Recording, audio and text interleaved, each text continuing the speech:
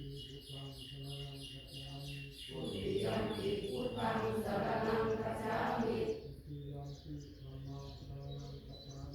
ทุติยัมปิธัมมังสรณังคัจฉามิทุติยัมปิสังฆังสรณังคัจฉามิตติยัมปิพุทธังสรณังคัจฉามิตติยัมปิธัมมังสรณังคัจฉามิตติยัมปิสังฆังสรณังคัจฉามิปัสสะมังคี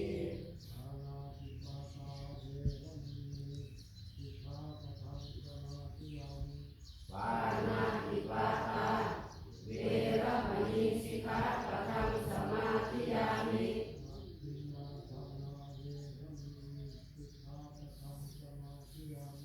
ปัจฉินาทานาเวรมณีสิกขาปะทังสมาธิยามิ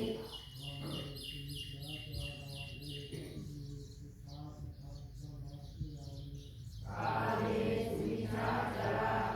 เวรมณีสิกขาปะทังสมาธิยามิ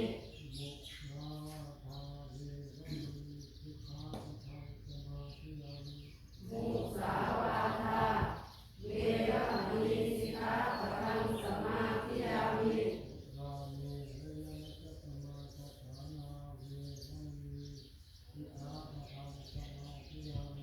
สุราเมรยมัสสะปะมาสฐานา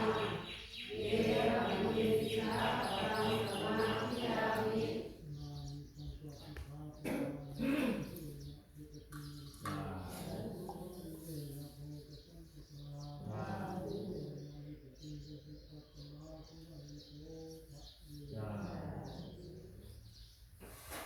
มาสัมพุทธัสสะนะโมตัสสะภะคะวะโตอะระหะโตสัมมาสัมพุทธัสสะบินดีปตังปฏิคันหานังอุสามะทุติยัมปิบินดีปตังปฏิคันหานังอุสามะตติยัมปิบินดีปตังปฏิคันหานังอุสามะ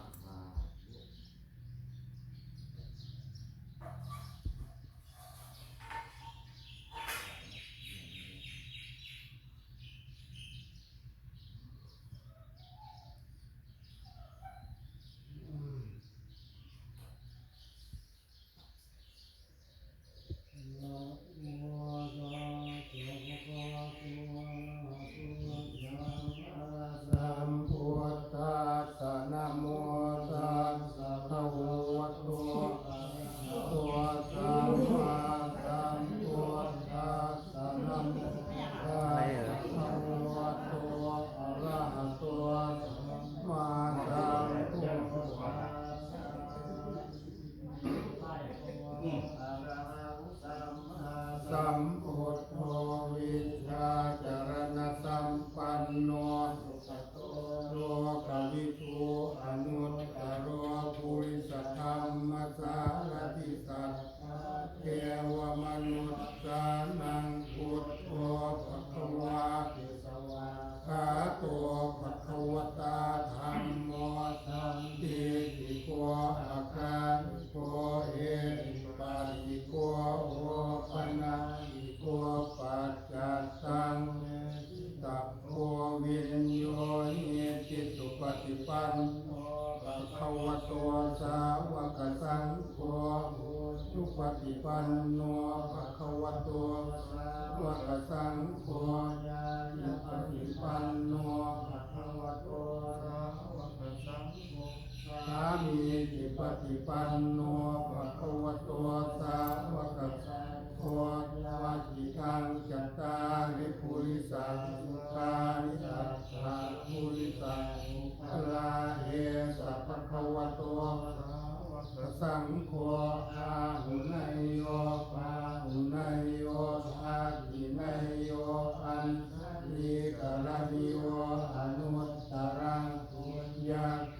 ตังโลกัสสาติสัมมาเน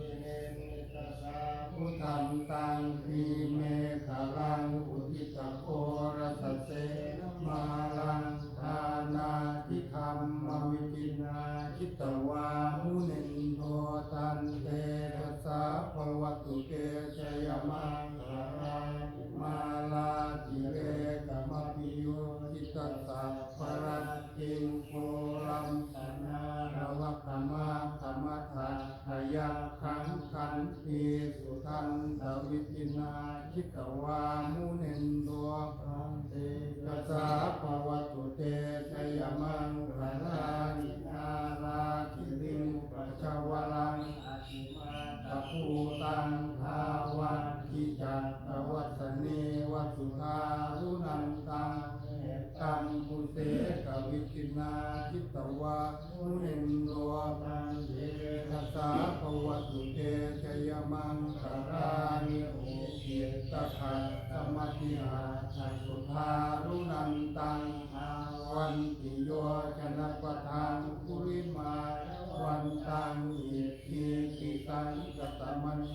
จิตวามุนินโทตันเตจัสสะภวตุเตชยมังคารานิตัตตวานากาตมุทรังอิวะคัปปินิยากินจายทุตตวัจนังชนะกายมาเทตันเตนะโสมวิตินาจิตวามุนินโทตันเตจัสสะภวตุเตชยมังคารานิสัจยังวิหายมติสัจจกวาสเกตุงวาทาติโรติสมนังอติอันทภูตังปัญญาปฏิปัจจริโตจิตวามุนินโทตันเตจัสสะภวตุเตชยมังคารานิอันโทปนันตปุจจังวิภูทานมหิติงสุเตนะเทนะพุทธเตนะสัมมาปยันโตอิสุปะเตสวิตินาจิตวามุนินโทตันเตจัสสะภวตุเตชยมังคารานิทุกขาทิทิพุทธเตนะโสทัตตะหัตถังอันทังเวโสติจุตินิพิจกาทิธานังญานาคเทนะวิคินาจิตวามุนินโทตันเตจัสสะภวตุเตชยมังคารานิเอตาปิพุทธชยมังคาราอัตถคาทายโยวาจโนทินทินเนมัทันติหิตวานเนตวิวิธานิสุปัสสวานิโมกขังสุขังอภิคเมยนะโตสัพพัญโยเมตายะสัพพปารินังปุเรตวาสารมีสัพพะปัตโตสังโฆติโมตตมังเอเตนะสัจวัตเทนะโมตุเตชยมังสรังชยันโตโพธิยามุเรสัพพยานังนันติวัตโนเอวังกวังวิจโยโหหิจยาสุเทมังคะเรอปาราชิตปันลังเกสีเสปทาวิโภคะเรอภิเสเกสัพพพุทธานา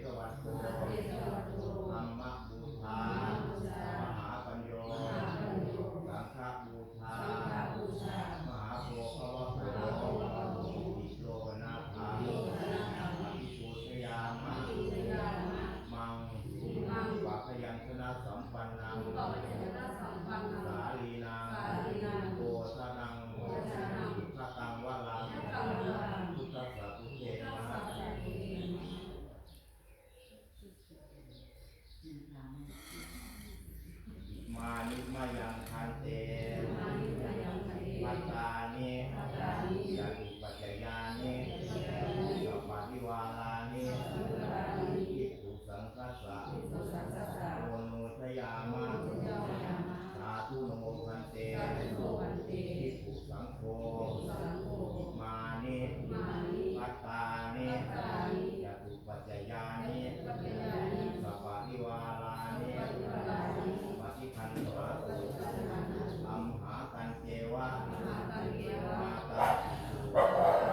อาทินันจา นินันจะ ยาตตานัง ยาตานัง กาลตตานัง ตาตานัง ทีฆรตัง ตาตัง อิตายะ ตายะ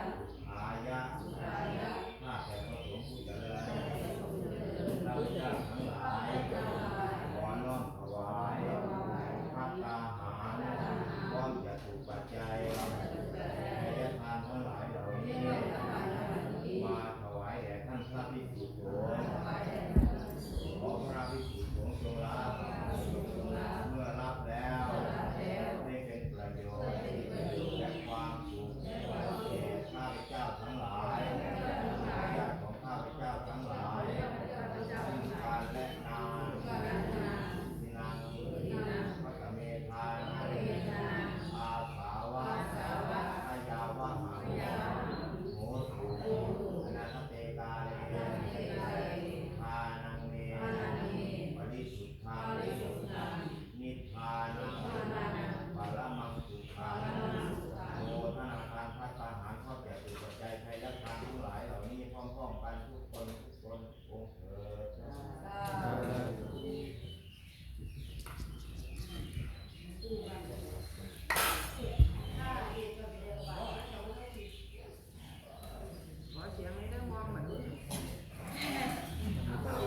ชาวบ้านก็มาเกณฑ์พระทหารนะครับให้กับสงฆ์นะครับนี่ก็พระตั้งนะครับพระใหม่นะครับผมอันนี้เป็นการดอกไม้นะครับคือประเพณีทางภาคอีสานนะครับที่อาจจะแตกต่างกันออกไปนะครับทุกท่านในแต่ละจังหวัดนะครับ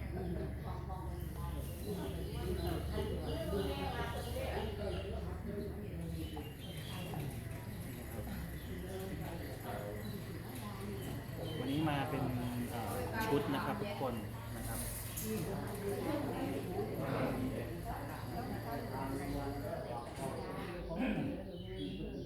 ใช่แล้วนะคะแต่ว่าทรงนั่ง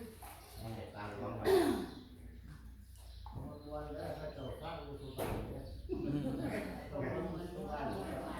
คนโลกคนแค่เนี่ยการกับเรื่องพี่น้องผู้ชายกับผู้หญิงเย็นเมตตาลวงสัตว์ทั้งปวงนาสัตว์ที่บินบนฟ้าสัตว์ผู้ป่าแม่น้ำเย็นสัพเพนาสัตตาอาเวลาจะจองเวรสัตตายคือสัตว์เป็น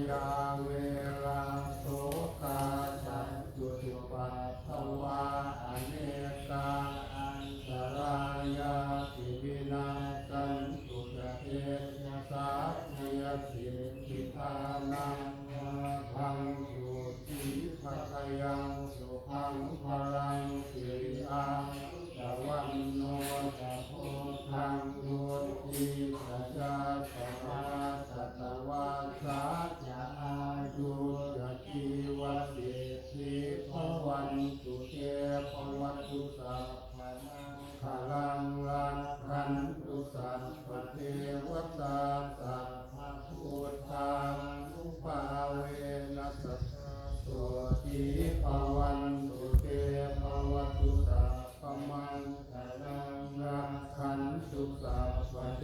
วตาสัพพธัมมาภาเวนัสสะโสภวันตุเตภวัตุสัพพมังคลังรักขันตุสัพพเทวตาสัพพสังฆานุภาเวนัสสะโสทิภวันตุเต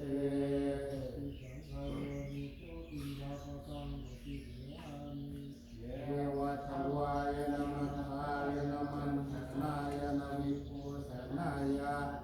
ยาวะเทวานุมัตตกายะสัพพิยายะปัญญายะ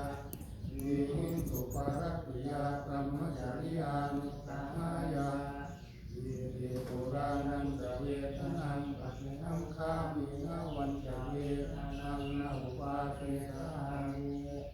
ยาตราจะเมภวิสตินาวัตตาจะพาสุวิหารโตจาติ นี่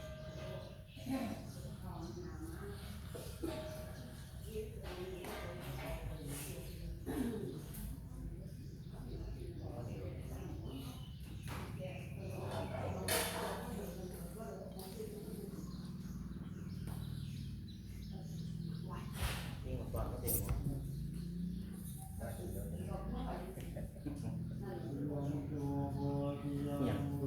รัตยานังนังจิวัตโนเอวังตวังวิกโยวิกยาวิยมังคะเลชิตปันลังเกสีเกปตาวิโมคะเลอภิเทเกสัพพพุทธาอาคาปัตโตภโมทัสสิตังมังคลังภาตังสุมิตังสุปโนสุมังโหโตสัตุยิตังพจาริสุปทาทินังกัมมังวาจากัมมังปะทินังทินังมโนกัมมังปณิทิเตทินาปะทัสนานิตัตตวาปัจจันติเตภะคะเนพุทธะปะระหะปะเตระนังสัจจะพลังตุตาอันยะเตเกนะระคัมปัญญามิสัพพะโต คุณบอกว่าท่านไหนนะ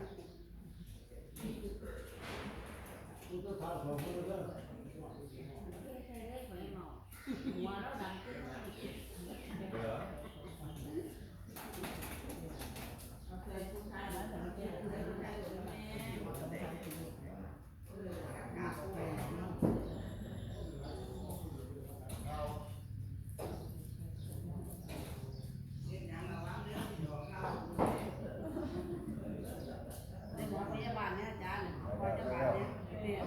เอาแล้ว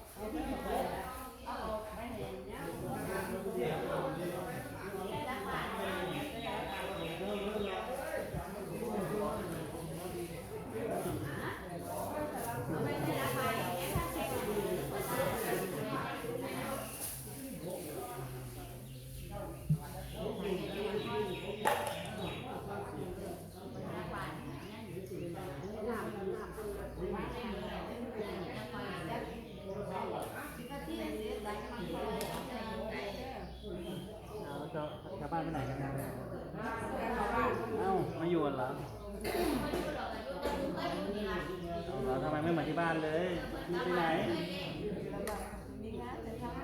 อ๋อ